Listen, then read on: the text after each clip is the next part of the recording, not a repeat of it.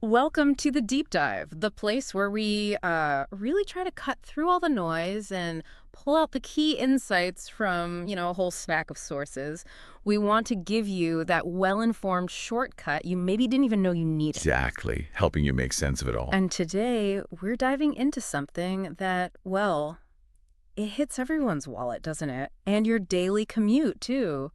The relentless climb of fuel prices. Oh, yeah.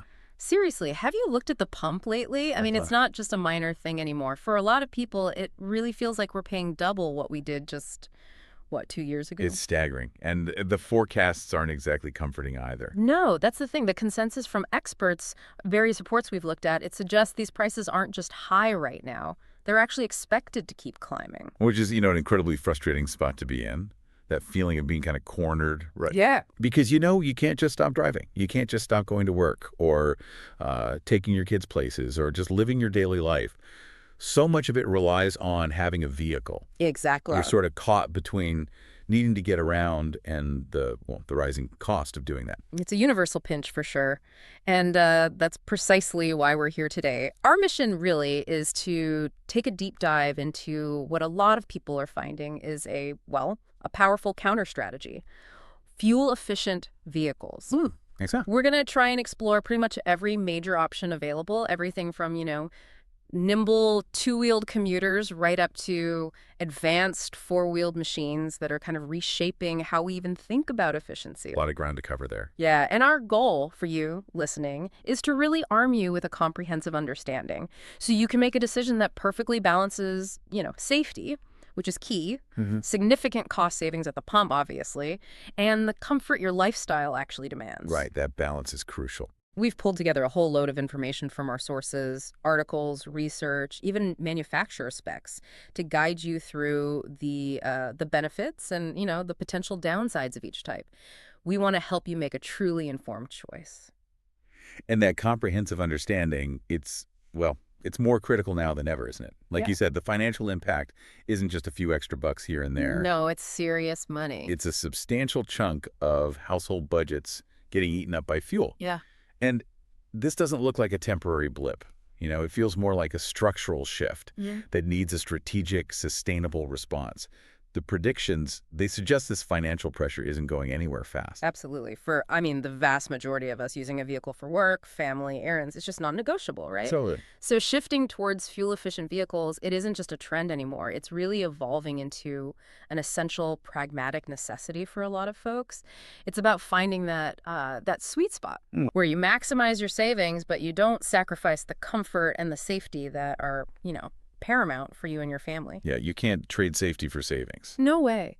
And our sources even suggest that for some people, the best solution might actually be a multi-vehicle approach, like maybe a super fuel-efficient motorcycle just for commuting alone. Okay. Paired with, say, a hybrid family car for longer trips or when the weather turns bad, that kind of thing. Right, adapting the tool to the task. What's really compelling here, though, is how these rising fuel costs aren't just creating a problem. They're also speeding up innovation. Good point. And diversifying the choices that are actually available to consumers now. The market's responding, dynamically. It's offering solutions that go way beyond what we had just a few years ago. Okay, so let's really unpack all of this in detail. By the end of this deep dive, hopefully you'll not only have a clear grasp of your options, but also the deeper insights you need to kind of tailor a transportation solution that's precisely right for your personal situation and your daily life. So when we talk about these fuel-efficient vehicles, our sources make a really clear distinction. They basically organize them into two main categories, the ones with two wheels and the ones with four. Simple enough start. Yeah. On the two-wheeled side, we're going to explore the subtle but important differences between motorcycles, mopeds, and scooters. Go. Then, for the four-wheeled category, we'll dive into hybrids, vehicles designed to run on biodiesel, which is fascinating, and also the latest generation of surprisingly fuel-efficient traditional gasoline-powered cars. And this initial breakdown is, it's vital. Because while you might sort of lump them together in your head. Right, bikes or cars. Exactly. There are actually significant practical and, importantly, legal differences that classify these vehicles really distinctly. It's not just about counting the wheels. Good point. How so? Well, take a motorcycle, for instance. It's built for speed, right? And longer distance travel. It can hit much higher speeds than, say, a moped or a scooter. Okay. And that speed capability, that has direct implications for where and how you can legally use them. Ah, right. That's a critical point for safety and just following the rules. Our sources really stress that because of their limited top speeds, mopeds and scooters are often legally barred from highways or freeways. Yeah, the speed limits are just too high. They can't keep up safely. Exactly. They become a hazard. They're designed much more for, city driving or just local area travel. Makes sense. Plus, the age limits for operating mopeds and scooters, they can be considerably lower than for motorcycles in many places. So before you even think about buying one, it's absolutely vital, and our sources repeat this. You have to check the specific local laws and regulations, check with your local DMV or equivalent. Absolutely. Knowing those distinctions up front can save you a ton of headaches, legal trouble, fines. Totally. Avoids all that hassle. Okay, let's start our journey into these two-wheeled wonders, beginning with motorcycles. Now, for a long time, the image of a motorcycle was really tied to leisure, wasn't it? Yeah, the open road, weekend warrior kind of thing. Exactly, that sense of freedom. But our sources point to a really significant shift in how they're being used now. While they definitely still offer that, exhilarating feeling, Sure. today you'll notice many more motorcycles on the road serving a much more practical purpose, daily commuting. Right, because of the fuel costs. Precisely. The soaring cost of fuel has made the motorcycle an increasingly attractive option because you get so many more miles per gallon compared to a typical car.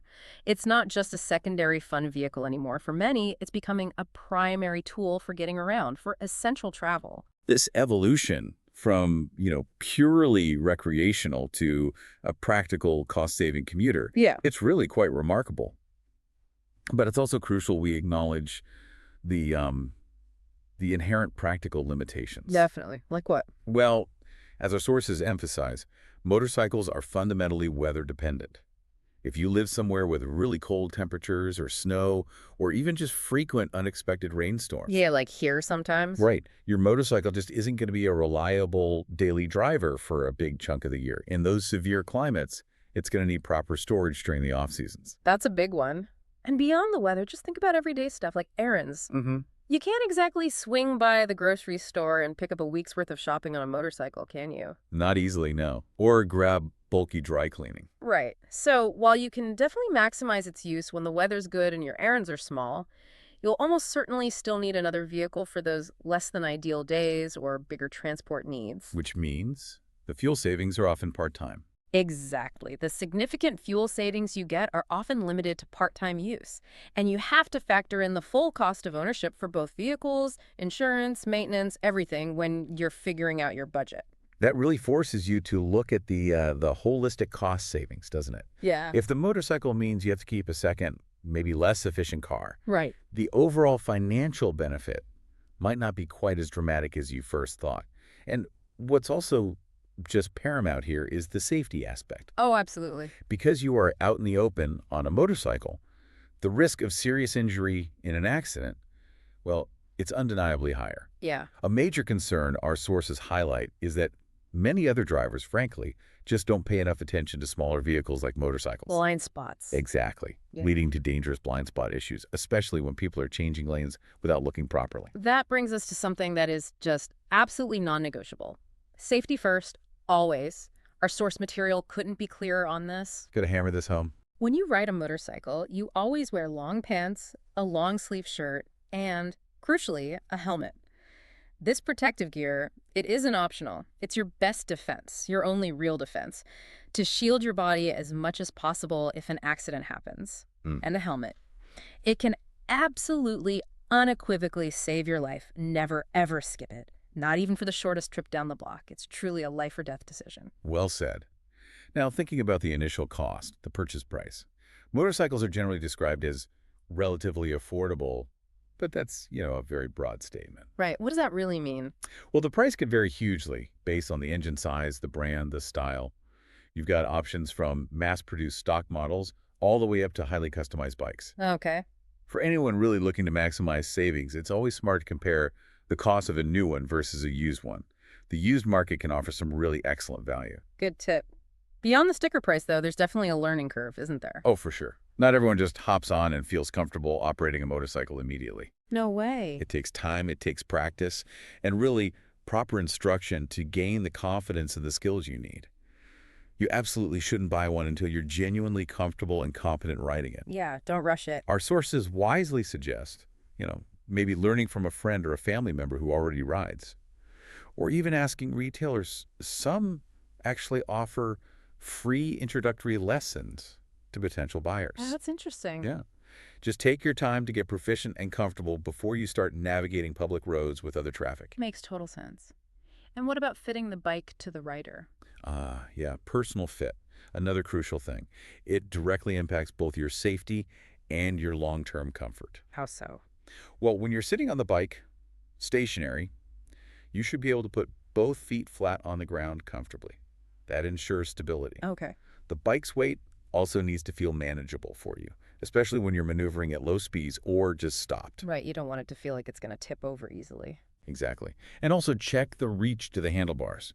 If it feels strained or uncomfortable, Like you're stretching too far. yeah, you might need to look at models specifically designed with a shorter reach. And understanding the engine power is key too. Different sizes mean very different acceleration and speed. Check what's offered. Gotcha. And of course, the legal stuff, licenses. Yep, the legalities. In most places, riding a motorcycle legally means getting a specific motorcycle license or endorsement. Right. Not just your regular driver's license. Correct. This usually involves passing both a written knowledge test and a practical riding skills test at your local motor vehicle authority. It's imperative, absolutely critical, that you check the specific regulations in your area meticulously. Why is that so important? Because riding without the proper license isn't just a minor ticket. It can lead to significant penalties, insurance problems. It completely wipes out any fuel savings you were hoping for. Right. Defeats the whole purpose. Totally. It's also kind of fascinating to note a demographic shift our sources mentioned. The motorcycle market, it isn't just for guys anymore. Oh. Yeah, many women are actively looking into motorcycles now. And manufacturers, like Harley-Davidson, for example, are responding. They're offering lighter models, sometimes specifically designed for women, that are easier to balance and offer a more comfortable riding position. That's great to see. Shows the appeal is broadening. Definitely. It's a testament to the evolving appeal of motorcycling for commuting and more. Okay, moving on to our next two-wheeled option, mopeds. Now, they might look a bit similar to small motorcycles sometimes, but they have really distinct characteristics, don't they? Absolutely. The defining feature, really, of a moped is its speed limitation. Right. How limited are we talking? They typically have a very small engine, often no more than 50 cc cubic centimeters. To give you some context, that's about the size of the engine you might find in a standard lawnmower. Wow, okay, so not much power. Not much at all. And this results in a top speed of only about 31 miles per hour, Right. max. 31. Okay, that immediately tells you something important. Yeah, that speed tells you right away that mopeds are fundamentally unsuitable for highway travel. Trying to merge into highway traffic at 31 miles an hour, that would be a massive hazard for you and for everyone else. Definitely. So strictly local use then. That speed restriction absolutely puts mopeds firmly in the category of dedicated in-town or, hyper-local transportation. Got it. But even at lower speeds, safety is still key, right? Always. Despite the smaller engines and lower speeds, safety is still paramount. Our sources still strongly emphasize wearing a helmet when you operate a moped, just to be safe. Makes sense. It's a simple layer of protection. Non-negotiable, really. It can still make all the difference, even in a lower speed incident. Okay, what about licensing for mopeds? Is it the same as motorcycles? It can vary by state, but generally, most places require you to be at least 16 years old to get a valid license to operate a moped. And is there a test? Often, yes. It usually involves completing a specific course, maybe some instruction, and passing a written test. But, and here's a nuance, there can be exceptions. Oh, like what? Well, our sources point out that in many locations, if you already have a valid regular driver's license that was issued in that state before a certain cutoff year, often cited as 2001, Okay. you might actually be automatically exempt from needing any additional moped-specific license to ride one legally in town. Huh. Interesting loophole, maybe. Kind of. Mm-hmm. But, as always, the best advice is double-check with your local motor vehicle authority. Confirm the specific rules for your area. Don't just assume. Right, always check locally. Oh, despite the speed limits, what are the advantages of a moped? Why would someone choose one? Well, what's compelling about them despite those limitations, is the distinct set of advantages they offer for specific situations. They are consistently described as very simple to operate. Easier than a motorcycle. Oh, much easier. They require far less effort to balance compared to a full-size motorcycle. This ease of handling comes from their design. They're extremely lightweight. Ah. That makes them much more accessible to a wider range of people, maybe including those who feel a bit intimidated by a heavier, more powerful bike. And the cost. I imagine they're cheaper. Huge difference there. Affordability is a massive draw. Our sources say new mopeds typically cost only a couple of $1,000s. Wow, that's significantly less than most cars or even many motorcycles. Exactly. And if you're on an even tighter budget, you can find used mopeds for considerably less than that. Plus, they seem kind of practical for small errands. They often are. Many models come equipped with a convenient little front basket. It's surprisingly practical for carrying a few basic things like a small bag of groceries, maybe your lunch, a dry cleaning order when you're just zipping around town. Right. Not for a big Costco run, but... Definitely not.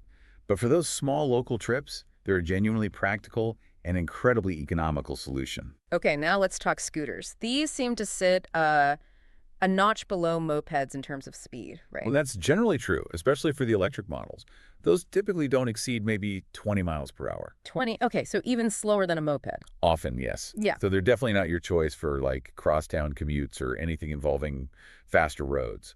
But they can be incredibly useful for getting around small, really localized areas, maybe a large campus, a retirement community, a small village. Right. Places where walking is slow, but cars are overkill. Exactly. Ah. Faster and easier than using a regular bicycle, especially if public transport isn't really an option or convenient there. Now, the laws around scooters sound even more varied. Oh, definitely. The legal landscape for operating scooters is notably diverse and, frankly, kind of complex. Our sources highlight significant variations, not just from state to state or city to city. But also depending on the type of scooter. Precisely. In some areas, for example, you might find that kids as young as 12 are allowed to operate certain types of scooters, maybe the kick scooter type. Whereas in other places, you might need to meet the exact same age and licensing standards as for driving a car, meaning you need a valid driver's license. That's a huge difference. It is. This wide disparity just underscores the absolute necessity of thoroughly researching and understanding your specific local regulations before you even think about buying or riding a scooter. Okay, so check local laws is the mantra here. What about the different types of scooters? What do they look like? Yeah, there's quite a range when you look at the physical types and features. Yeah. You've got the smaller stand-on models. They often look a bit like a skateboard, right, with an elongated thin board. And the T-bar handle. Yep, an adjustable T-shaped handle for steering and maneuvering. These are usually your basic kick scooters or maybe low-power electric models. Okay. Then there are gas ones, too. Yes, then you have gas-powered scooters. These typically feature a small gas tank, often holding up to maybe 5 gallons, not much. And many of them use a simple pull-start mechanism to fire up the engine, kind of like starting a lawnmower or a small outboard motor. Right, that pull cord. Exactly. And then sort of at the higher end of the scooter market, you have more expensive electric scooters. These often visually look a lot like mopeds, actually. Ah, okay. But they run differently. Yeah, they're powered primarily by a battery and electricity. Now, some might include a tiny gas tank, maybe as a backup power source or just to extend the range a bit. Like a generator. Sort of, yeah. Mm-hmm. But their main operation is electric, which means they consume very little gasoline, if any at all. This variety gives you different ranges, different speeds, different convenience factors, really catering to all sorts of hyper-local travel needs. Okay, so we've taken a pretty comprehensive look at the world of two-wheeled, fuel-efficient vehicles, motorcycles, mopeds, scooters. But let's be, pragmatic here. Right. Reality check time. These options, they just aren't a comfortable or practical fit for everyone, are they? No, definitely not. For many people, just the idea of riding on 2 wheels, it's not something they feel confident doing. Yeah, I get that. And pushing yourself into that kind of situation just to save on gas, that could easily lead to an accident. And that's a cost nobody wants to pay, obviously. Absolutely. And what's more, if you're managing a family, doing school drop-offs, big grocery runs with kids, or just needing to transport more than one passenger. Forget it. Yeah, a two-wheeled vehicle simply isn't a viable solution for those needs. And this brings up another really critical point. Geography and climate. Oh, yeah, good one. If you live somewhere where winter means long periods of cold temperatures, snow, ice. Hmm. Those two-wheeled options, no matter how fuel efficient they are on paper. They're staying in the garage. Exactly. They become impractical for a big chunk of the year. Yeah. They get relegated to seasonal use, which really impacts their overall value proposition as like a primary vehicle replacement. True. But the good news, as you rightly pointed out earlier, is that even if two wheels aren't for you, there are still some excellent four-wheeled options available that offer substantial fuel savings. Absolutely. There's no need to feel limited. You do have some really strong contenders in the four-wheeled category that offer both efficiency and practicality. The first one we absolutely need to deep dive into, and one you've undoubtedly heard a lot about, is the hybrid vehicle. Yes, hybrids. Everyone talks about them. How do they actually work, in simple terms? Well, at its core, a hybrid cleverly integrates two different fuel sources. The primary source is usually electricity, which is stored in sophisticated rechargeable batteries. Or in some really cutting-edge models, it might even be solar power, where solar cells in the car continuously charge the battery during the day. Okay, electric or solar first. Then what? Then gasoline steps in as the intelligent backup fuel source. So it switches between them. Exactly. And this dual power system is really a marvel of engineering. The transition between that primary electric or solar source and the gasoline engine is entirely automatic. It's seamless. You don't have to flip a switch or anything. Nope. You could be cruising down the highway or stuck in city traffic, and the vehicle just intelligently switches power sources without you feeling a single jolt or noticing any loss of power or speed. Wow. This automatic, intelligent transition is really fundamental to the design. It addresses any worries people might have about reliability or performance when you're relying on these newer energy sources. What's really innovative and kind of cool about hybrids is how they're designed to not just use less fuel, but actually create and save energy in ways conventional cars just can't. Right. Like the braking thing. Exactly. Take braking. In a traditional car, when you hit the brakes, all that kinetic energy, that forward motion, it just gets converted into wasted heat through friction. Yeah, you feel the brakes get hot. Right. But hybrids use something called regenerative braking. This means instead of just losing that energy every single time you step on the brakes, the vehicle actually converts that kinetic energy back into electricity, which then recharges the battery. Huh. So braking actually helps power the car later. Precisely. You're not just slowing down, you're actively generating more energy for your next acceleration. It's brilliant. That's a significant leap in efficiency, for sure. And it doesn't stop there, does it? No. All hybrids also have an automatic shutoff sensor.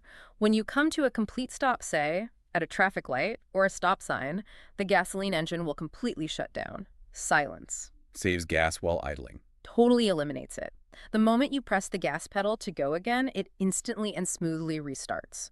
This ingeniously gets rid of all that wasteful idling time, which, especially if you do a lot of city driving or sit in traffic, Oh yeah, that adds up. it really adds up to significant fuel consumption over time. Plus, hybrids use a smaller overall gasoline motor, which inherently uses less fuel anyway. But is there enough power? That's a common question. Right. But you absolutely don't have to worry about not having enough power. These vehicles are designed to accelerate and perform perfectly fine for everyday driving needs. It seems there's still this lingering misconception for some people that hybrids are inherently slow or maybe unreliable, that you'll suddenly run out of power and be stranded somewhere. Yeah, that fear still exists. But our sources emphatically debunk this. That scenario is just not a reality with modern hybrid vehicles. They're well tested. Incredibly well made and meticulously designed. They went through years of rigorous research and testing before they were even offered to the general public. Our sources even mention that various branches of the U.S. military were involved in their development and testing. Wow, okay. So they're robust. They're robust, reliable, and very capable vehicles. What's particularly compelling, I think, from a consumer standpoint, is the impressive versatility and size now. Right. It's Yeah. not just tiny cars anymore. Exactly. For listeners who need or maybe just prefer to drive larger vehicles, SUVs, trucks, hybrids now offer a genuine solution. It's Yeah. no longer just about compacts. Yeah, the market has really expanded. Our sources highlight that even really large vehicles, like the Yukon by GMC and the Tahoe by Chevrolet, were introduced as hybrid models way back in 2008. And that was specifically because consumers were demanding larger yet more fuel-efficient options. That makes sense. People want the space, but not the gas bill. Right. And if we kind of connect this to the bigger picture, this broad range of sizes dramatically expands the appeal of hybrids. It goes far beyond just the typical compact car owner. It offers a greener choice for nearly every lifestyle now. Okay, now let's address the elephant in the showroom, the price tag, Yes. the cost. Hybrids are, generally speaking, more expensive upfront than their conventional gasoline counterparts, right? That's typically true, yes. And that higher initial cost is often a significant barrier for consumers, even for people who are really eager to save money on fuel and, reduce their environmental impact. That higher monthly payment can be tough to swallow. It can. However, this is precisely where governmental incentives often come into play and can make a real difference. Like tax credits. Exactly. Many governments recognize the environmental benefits, the energy security benefits of hybrids, and they offer attractive incentives to encourage adoption.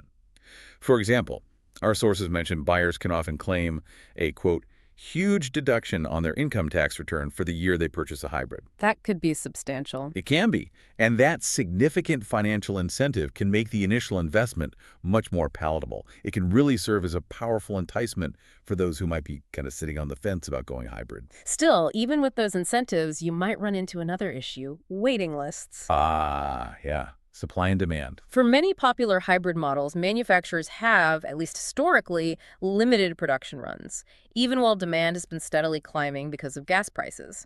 It seems like everyone wants a reliable, eco-friendly vehicle that cuts down those painful fuel bills. Which raises an important question about the underlying supply chain challenges, doesn't it? How so? Well, our sources point to a reported shortage of some necessary materials that are crucial for making high-quality hybrid vehicles.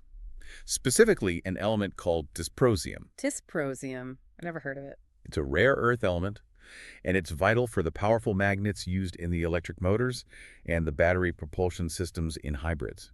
Okay, and where does it come from? It's predominantly sourced from China.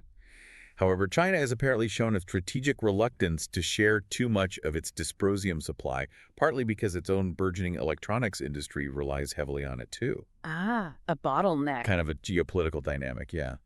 And this is pushing researchers around the world to actively look for alternative elements that could potentially substitute for dysprosium in future electric and hybrid vehicle technologies. Fascinating behind-the-scenes stuff. So if you're picturing some, weird futuristic-looking bubble car when you hear hybrid, Yeah, that old stereotype. our sources make it clear that image couldn't be further from the truth today.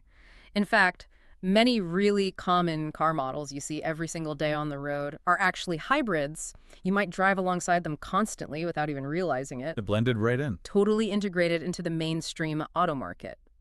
In terms of cost, the price range generally spans from around, say, $27,000 for the more compact models, up to $64,000 or even more for luxury hybrids or the larger SUVs. So wide range, depending on what you're looking for. Definitely.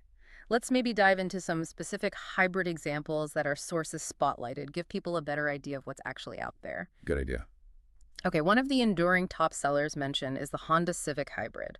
It's known not just as a compact car that's, comfortable and stylish, but the original models really set a high bar for fuel efficiency. Right. Solid reputation. So even when it does seamlessly switch from electric or solar over to gasoline, its consumption is incredibly low. We're talking impressive numbers like 45 miles per gallon on the highway and 40 in the city. Wow, that's really good. Yeah. Now, its price point is on the higher side for a compact car, but our sources suggest it can be a really shrewd long-term investment because those fuel savings can quickly start to offset that initial cost. Makes sense. What else? Then there's the Nissan Altima Hybrid.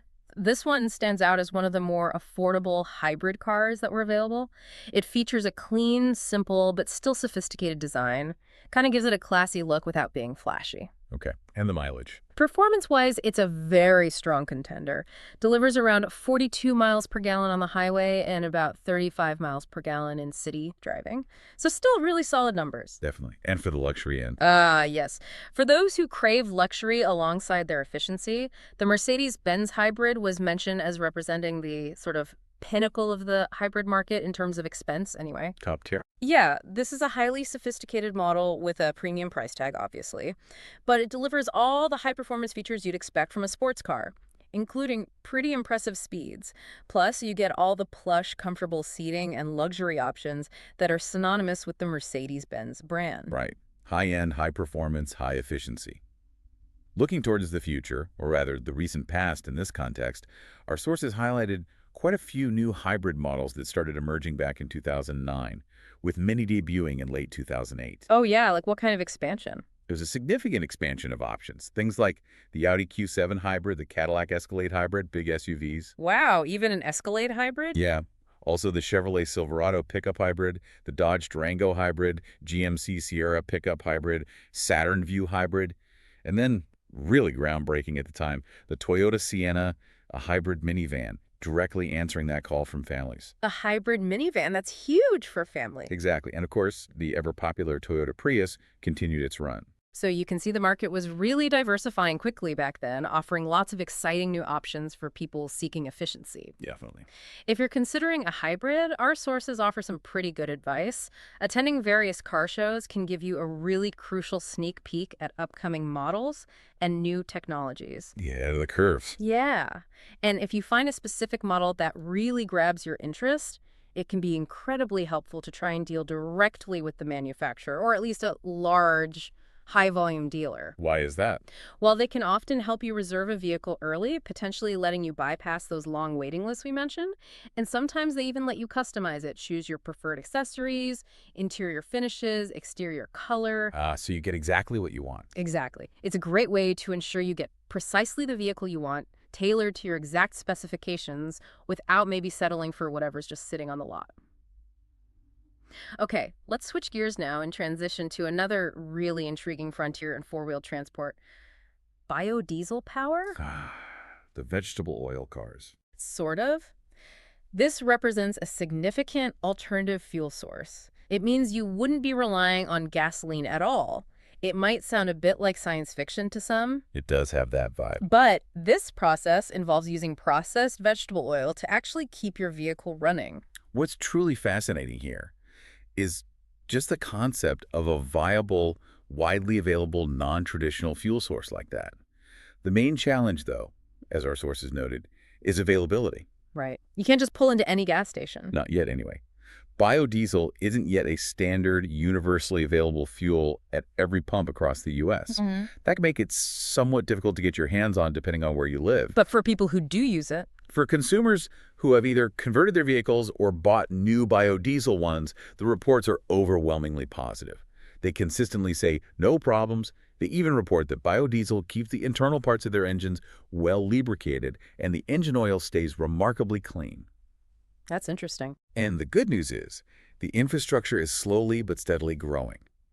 More and more pumps are starting to offer biodiesel fuel, and often it's sold at a significantly lower price than standard gasoline or diesel. Big savings potential there. And here's where it gets really interesting, maybe even a bit surprising for some listeners. The DIY fuel. Yeah.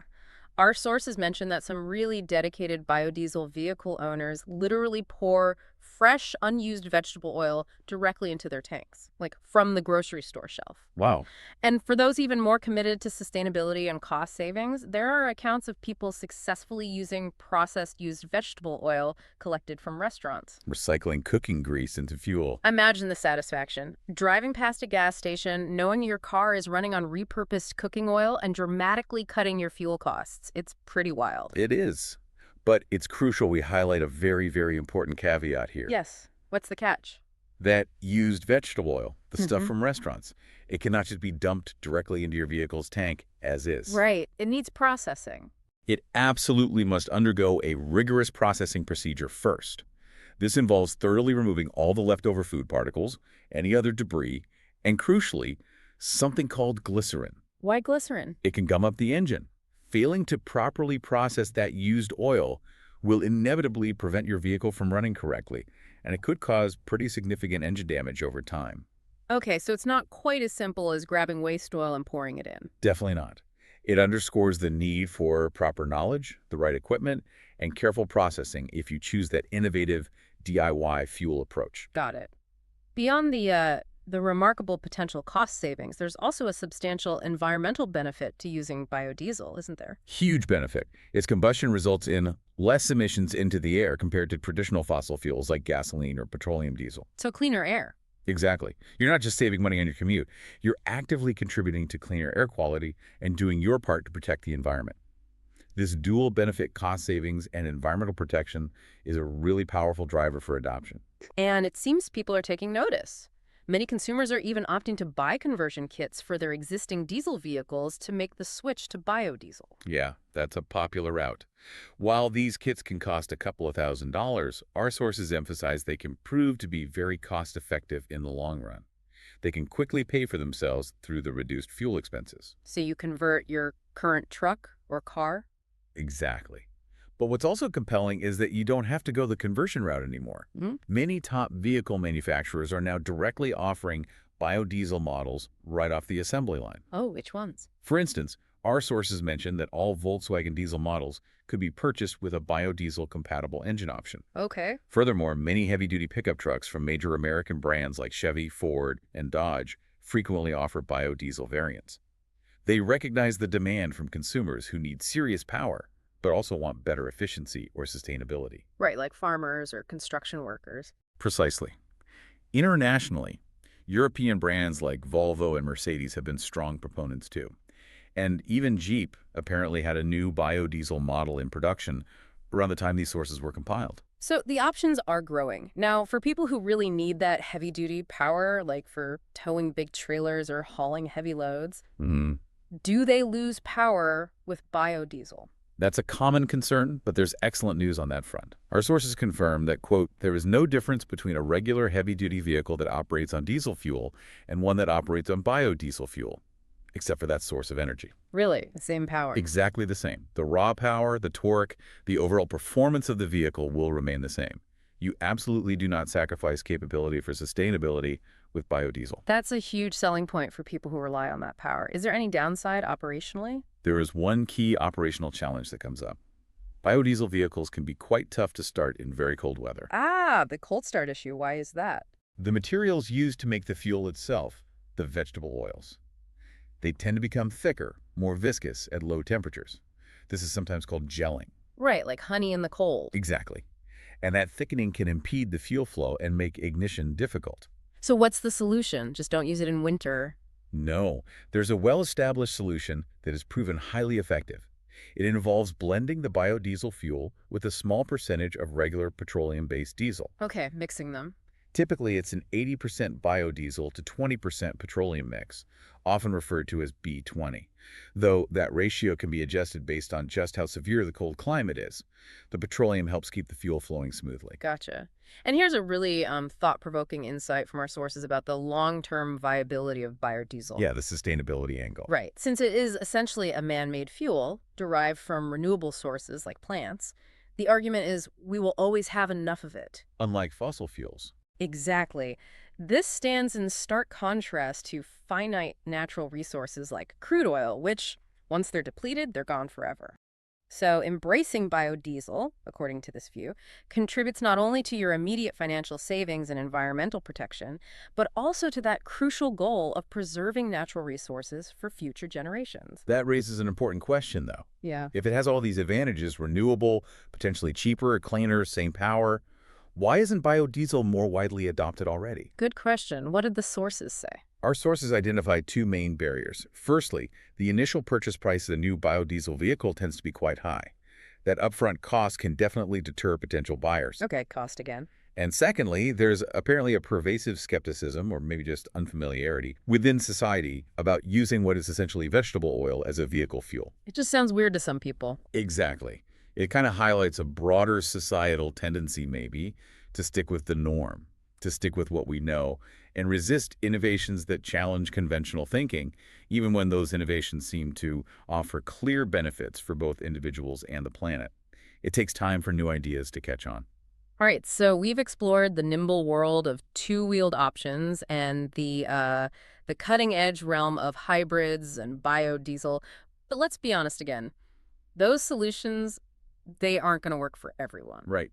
Different strokes for different folks. Maybe you're just not comfortable on two wheels, period. Or perhaps a hybrid or a biodiesel vehicle doesn't fit your current budget. Or maybe they're just not readily available where you live or with the features you need. All valid points. The good news is you still have some excellent options.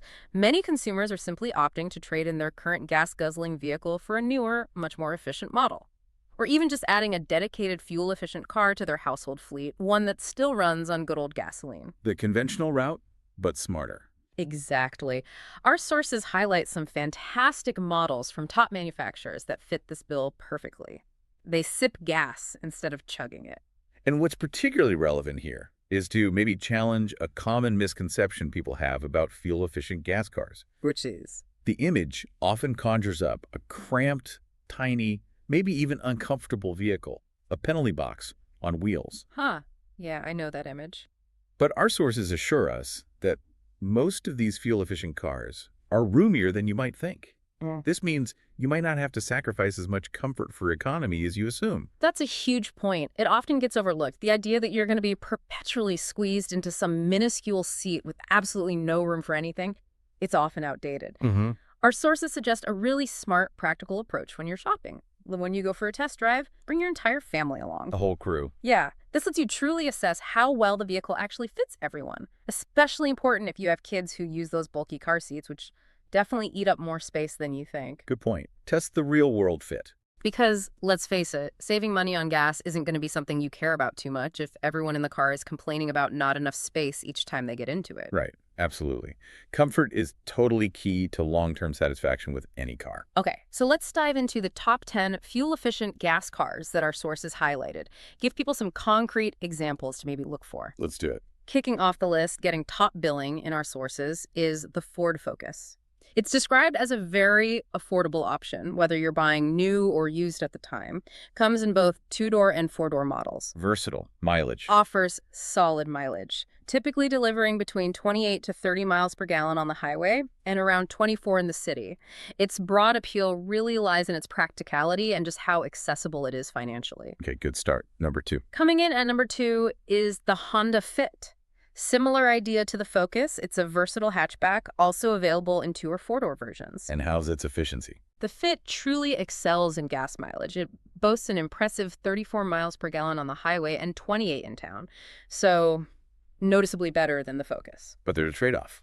Our sources do note, however, that while it's super efficient, it isn't as comfortable overall as the Ford Focus. So that might be a factor for some people who prioritize ride quality over squeezing out every last MPG. Right. Comfort versus peak efficiency. Number 3. At number 3, we have another perennial favorite from Honda, the Civic. This model just has an enduring reputation for reliability, and it has always been very fuel efficient, according to our sources. A known quantity. Exactly. But now, with fuel prices being what they are, its consistent performance offering up to 36 miles per gallon highway, 25 city makes it an even more attractive choice for everyday driving. Solid all-rounder. What's next? Number 4 is the Mercedes-Benz. Now, obviously, this makes an appearance representing the most expensive fuel-efficient gas option here. Luxury efficiency. Right. It's stylish, prestigious, renowned for build quality and impressive speed. While it delivers respectable efficiency for its Class 32 miles per gallon highway, around 25 city, our sources acknowledge it remains, a dream car for many, probably outside the typical price range if your sole focus is basic fuel savings. Fair enough. Aspirational. Number 5. Rounding out the top 5 is the Mini Cooper. Our sources lovingly describe this one as likely the most fun you will have with a fuel-efficient car. Fun fact. Yeah. Apparently, it surprisingly offers ample interior room for its compact size, and it boasts that really iconic exterior style, often called cute, making it particularly popular with women, the sources note. And power. Minis used to be seen as a bit slow. Good question. Apparently, newer BMW-engineered models around this time delivered more power than ever before, so they addressed that perception. Beyond its excellent fuel efficiency, we're talking 37 highway, 28 city. Wow, 37 highway is great. Yeah. It's also considered very environmentally friendly for a gas car and comes at a decent price. So it offers this unique blend of personality, performance, and economy. Cool little car. Okay, halfway through the list.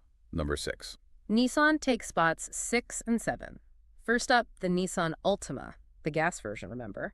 This is a medium-sized vehicle with a sleek, rounded design that, according to sources, cleverly makes it look more expensive than it really is. Value proposition there. Yeah. While its fuel savings might not be quite as dramatic as some of the tiny cars on the list, its strong suit is apparently comfort. As a four-cylinder vehicle, it achieves a respectable 31 miles per gallon on the highway and 32 in the city. Wait, 32 city, higher than highway. That's what the source material indicates for this specific gas model, 31 highway, 32 city. It's unusual, but highlights the need to check specific model year ratings. And again, important to distinguish this from the Ultima Hybrid we talked about earlier. Shows how manufacturers offer different efficiency levels within the same model line. Right, details matter. Okay, number 7. That's the Nissan Sentra. It offers similarly impressive mileage to its sibling, the Altima. The key difference highlighted here is that the Sentra sedan typically came standard as an automatic transmission. Whereas many others were manual for best MPG. Exactly. The sources note that just about all of the other fuel efficiency vehicles, including the Altima, are manual in their most efficient configurations. So if you specifically prefer the convenience of an automatic transmission, the Sentra could be a perfect fit without sacrificing much efficiency. Good option for automatic drivers. Number 8. Toyota commendably wraps up our top 10 countdown with the final 3 vehicles. Shows their consistent focus on efficiency. Number 8 is the Toyota Camry. The Camry, always popular. A well-loved model, celebrated for its thoughtful design, interior comfort, and smooth handling. It's been a top-selling sedan for years and years. And its gas mileage. The regular gas model typically offered around 34 miles per gallon for both highway and city driving in the relevant model years. Solid and consistent. But it's worth remembering, the hybrid version of the Camry pushed that significantly higher, up to about 44 mpg, though, as we said, often came with a longer waiting list back then. Right. Gas version is still efficient, though. Number 9. Number 9 is the Toyota Corolla. Generally a slightly smaller and less expensive model than the Camry, making it an excellent budget-friendly choice for many. The reliable Corolla. Exactly. Our sources suggested keeping an eye out for a new design in 2009 for those who maybe weren't fans of the older body styles. It was available in both manual and automatic transmissions, apparently with very little difference in fuel mileage between them for that generation. Approximately 35 miles per gallon highway and 26 city. Still very respectable numbers. Okay. The final one, number 10. And finally, at number 10 on the list of fuel-efficient gas cars, perhaps surprisingly to some, is the iconic Toyota Prius. Wait, the Prius on the gas list, isn't it the quintessential hybrid? Okay, that's a great clarifying point. The source material included it in this section focusing on top gas-powered cars, likely because its primary function still heavily involves a gasoline engine, even though it's a hybrid. It's framed here perhaps for comparison or maybe reflecting how consumers at the time might categorize it mentally. But yes, technically it's a hybrid. The gas savings mentioned are phenomenal. 48 highway, 45 city. Right, those are definitely hybrid numbers. What's the insight here then? What's particularly insightful in this context is the aesthetic trade-off many consumers apparently grappled with. Our sources explicitly note that many consumers don't like the style of the Prius, finding its distinctive futuristic look somewhat unappealing. Yeah, it definitely had a unique look. Descriptions range from the back end looks smashed or like it wasn't finished, to the overall square look can make the entire vehicle look odd. Ouch. Harsh critiques. Yeah. So while everyone agreed the Prius handled nicely and was surprisingly roomy inside, our sources specifically highlight that it could be hard to commit to a vehicle you aren't going to want to see in your driveway each morning. It really speaks to that emotional connection people have with their cars. That truly raises an important question for you, our listener, doesn't it? Yeah. How much are we willing to compromise on aesthetics, or maybe just personal preference, for the sake of pure, unadulterated efficiency and savings? Yeah. It's a very personal decision, isn't it? Especially considering how integral a vehicle becomes to your daily life, maybe even part of your identity. Okay, this deep dive has hopefully presented you with a really comprehensive array of fuel-efficient vehicle options. And now it's really time to pull all this information together and think about how you can make the absolute best choice for your unique situation. Synthesizing it all. First and foremost, financial prudence is just paramount. Our sources really heavily emphasize the critical importance of actually sitting down and calculating the precise difference. What are you spending now on fuel, those painful costs? And what could you potentially be spending with a new, more fuel-efficient vehicle? The goal has to be ensuring that your new purchase will truly be cost-effective in the long run. Right. Not just swapping one cost for another. Exactly. It should genuinely offer a great return on your investment rather than just feeling like another big expense you're taking on. Absolutely. And beyond just looking at the miles per gallon or the initial purchase price, you absolutely have to carefully weigh things like safety and comfort. Key factors. For those two-wheeled vehicles we discussed, motorcycles, mopeds, scooters, we've reiterated the non-negotiable importance of checking all your local licensing requirements. And most critically, making safety your absolute top priority. Helmet, gear, awareness. Right. Consistently wearing a helmet and proper gear. And just as importantly, understanding when road conditions like bad weather, heavy traffic, poor visibility make riding unsafe. Knowing when to leave it parked. Good judgment. For the four-wheeled vehicles, the clear benefits obviously include that inherent armor around you to protect you when you are on the road, that physical protection, and also the practical capacity for carrying more than one passenger, which is just vital for families or anyone who carpools regularly. Can't do that easily on the bike.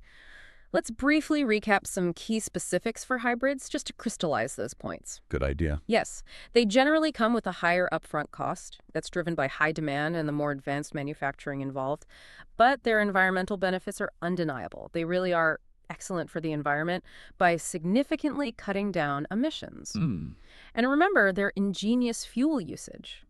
They primarily rely on electricity or maybe solar power, with gasoline acting only as that seamless backup when the primary source runs low.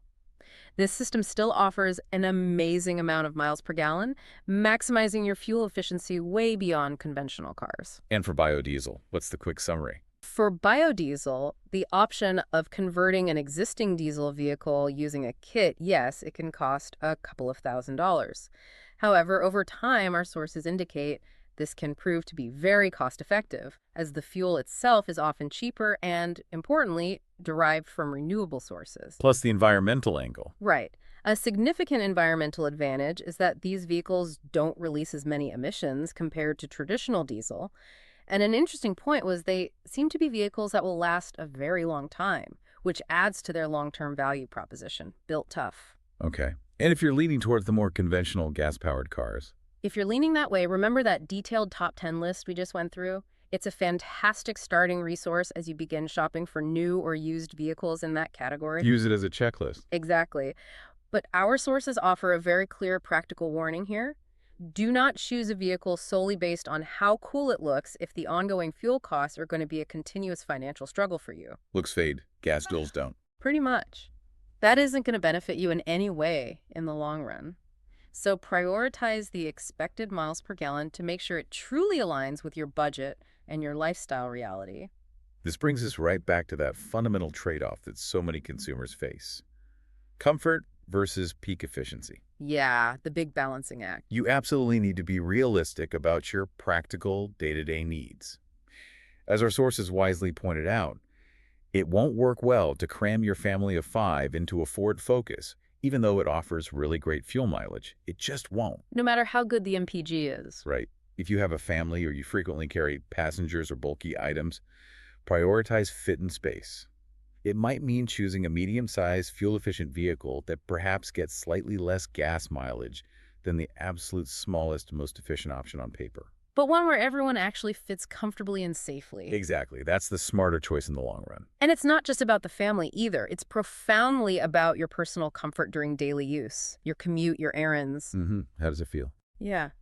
You certainly don't want to ride to work each day in a vehicle that has your knees pressed tightly up against the dashboard. It's definitely not. That gets old fast. This type of personal comfort trade-off is incredibly important, especially given that many of the vehicles with the absolute highest fuel efficiency do tend to be compact cars. Yeah. If a slightly larger vehicle is what truly suits your body type, your commute length, your lifestyle, focus on finding one that still offers the best possible fuel mileage for its size class, rather than making yourself miserable every day in a car that's just too small for you. Ultimately, the goal here is to make a truly informed decision, one that seamlessly aligns with your specific circumstances, carefully balancing those financial goals with your practical needs, And yes, your personal preferences too. So what does all of this mean for you listening right now? We've gone on quite a comprehensive journey today, haven't we? We've covered a lot. Exploring this broad spectrum of options. Yeah. From those agile two-wheeled wonders, the motorcycles, mopeds, scooters that can really navigate urban landscapes efficiently, to the cutting-edge four-wheeled innovations like hybrids and biodiesel-powered cars. Yeah, the advanced tech. And even digging into that curated list of top conventional gas-powered cars that are surprisingly fuel-efficient themselves. The clear, undeniable message that's reinforced throughout all our sources is that fuel prices, well, they're not just high temporarily. They're expected to continue their ascent. That's the forecast. Some predictions back then even suggested potential surges up towards $5 a gallon, which would put, and does put, significant strain on household budgets. This isn't some abstract economic worry. It's a direct, tangible challenge to your financial stability and your daily routine. And this is the crucial takeaway, you are not helpless in the face of these rising costs. You have options. Exactly. All the information we've unpacked today hopefully equips you with a powerful plan of action, a way to proactively mitigate that financial stress over fuel. You don't just have to passively accept the burden. You can actively choose a mode of transportation that offers greater fuel efficiency and really aligns with your financial goals. Which brings us back to that important question. In this world of ever-increasing energy costs, what's your ultimate non-negotiable when it comes to transportation? Is it purely the savings, the bottom line? Is it minimizing your environmental impact? Or is it ensuring peak daily comfort and practicality? What matters most to you? And how has today's deep dive maybe shifted your perspective on that delicate balance between those factors? Hopefully you now feel empowered to maybe consider or perhaps soon implement one of these fuel-saving vehicles into your own lifestyle. Yeah, so the next time you pull up to the gas station and you see those prices glaring back at you, you'll hopefully be able to breathe just a little easier knowing you've made a smart, proactive choice for yourself. And remember, demand for these intelligent, efficient vehicle solutions is high these days and likely to remain so. So the sooner you start your research, your exploration, your test drives, the better deal you can potentially secure. Good point. Don't wait too long if you're serious. Make that well-informed decision that's truly right for you and your circumstances.